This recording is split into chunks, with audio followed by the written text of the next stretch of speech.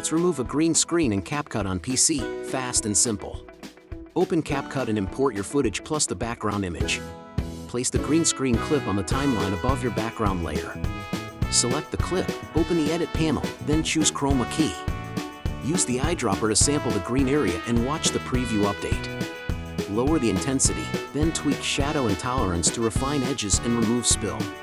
Enable feather to soften hard edges and increase smoothness for hair or motion areas. Zoom into motion frames to check for stray green. Add a mask to remove stubborn areas. Use split screen or toggle visibility to compare before and after and ensure a clean composite. When satisfied, open Export, choose MP4H.264, set resolution, then start rendering. Render a short test clip first to verify motion blur and color matching with your new background. That's it. Green screen removed in CapCut on PC. Like and subscribe for more quick editing guides.